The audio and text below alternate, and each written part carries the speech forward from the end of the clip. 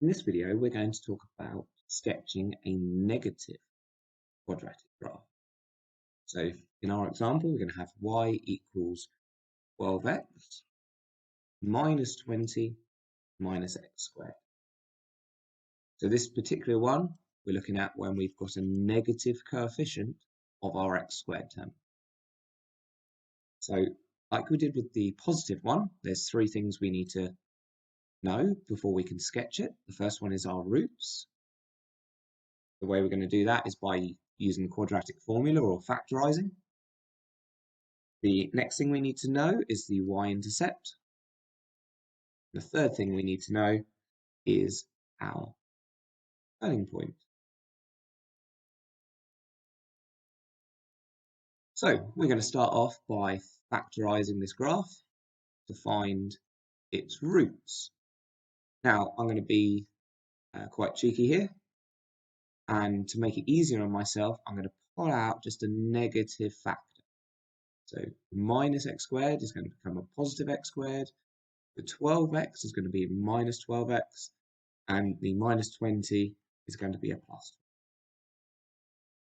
Now we have that, we can factorize this bit inside the big square brackets. So we're looking for pairs of numbers that multiply together to give you positive 20. So we've got 1 and 10. 1 and 20, 2 and 10, 4 and 5, minus 1 and minus 20, minus 2, minus 10, and minus 4 and minus 5.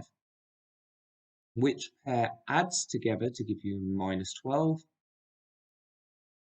minus 2, minus 2. So we're going to factorize this.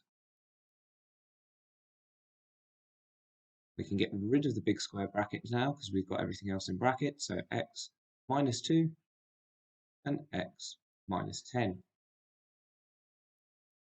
So the roots are going to come when our y is 0.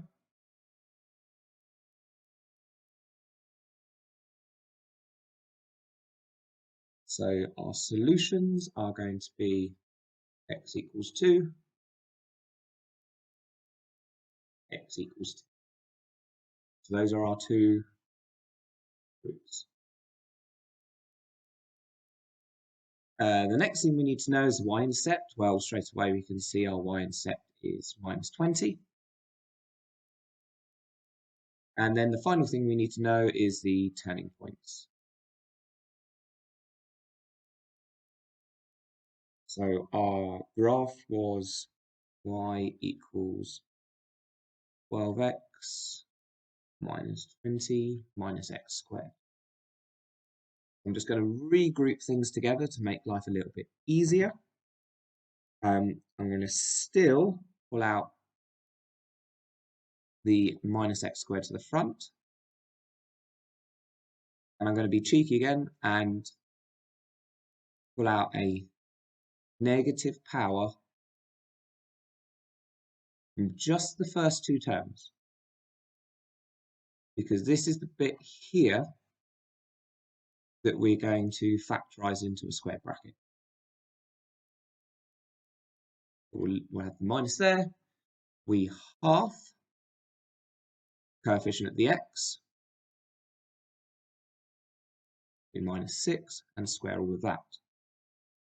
We've still got this minus 20 from up here, but if we square this bracket, we're going to end up with a minus 6 squared. The minus 6 squared is positive 36. But then we've got this negative out front, so we're going to end up with an extra negative 36. But we don't want that, so we're going to have to plus 36 to get rid of it. So our graph will now become minus 6 squared, 36 plus, take away 20, plus 16.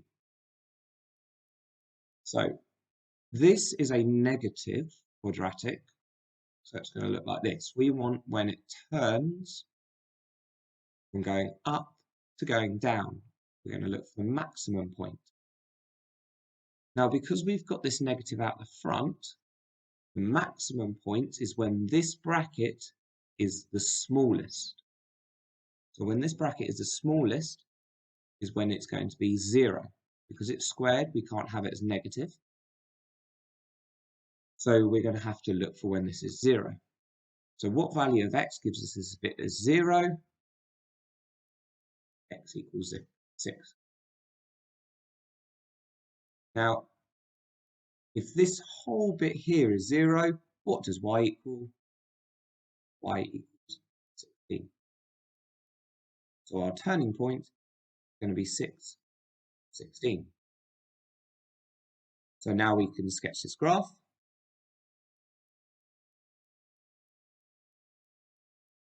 So we've got the y-intercept is minus 20. Down a bit.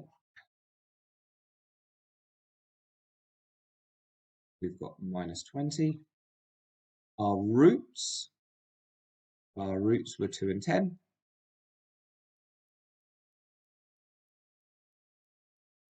And our turning point was 6, 16. 6, 16, somewhere up here.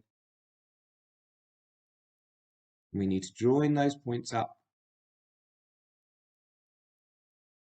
and sketch our point. Try and make it as smooth curve as you possibly can. Make it better than mine. So a reminder, this is a negative quadratic, so it's your kind of unhappy face.